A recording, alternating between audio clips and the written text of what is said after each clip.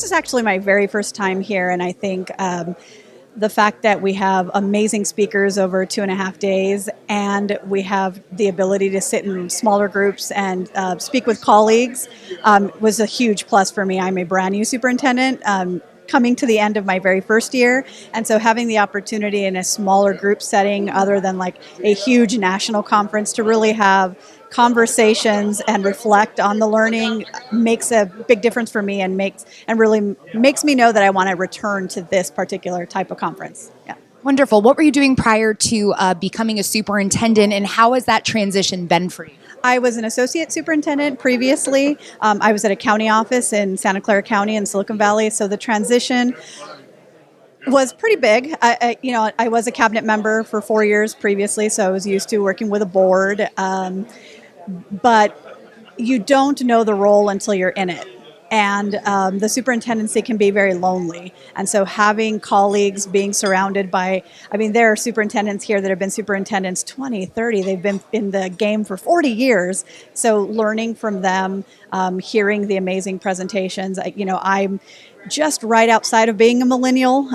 So I understand the need for social media to promote our school districts, but also that data privacy, and definitely have concerns about how social media can hurt our students and hurt the district. So great presentation. Yeah. Is there anything else that you took away from Mr. Abbott's presentation that you particularly liked?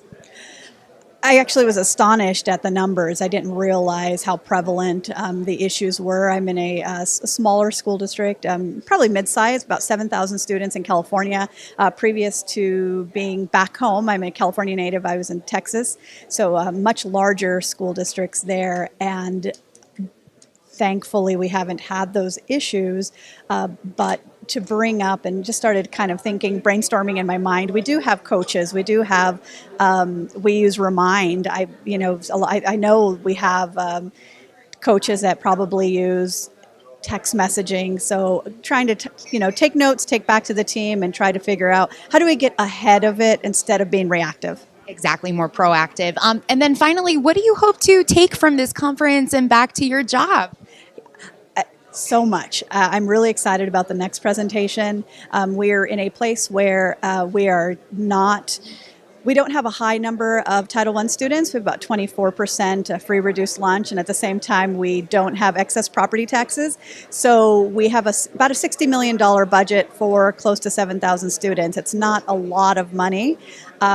So I'm really looking forward to hearing about how we can be successful with increasing our revenues via grants. So there's only two ways that we can help. We can increase revenues, or we can decrease expenditures. And when we're so tight in California as it is, and you're trying to keep as many cuts away from the classroom, really the way to go is to increase your revenues. So I'm really looking forward to the next presentation, and I want to take a lot of information back so I can help my teachers and my students.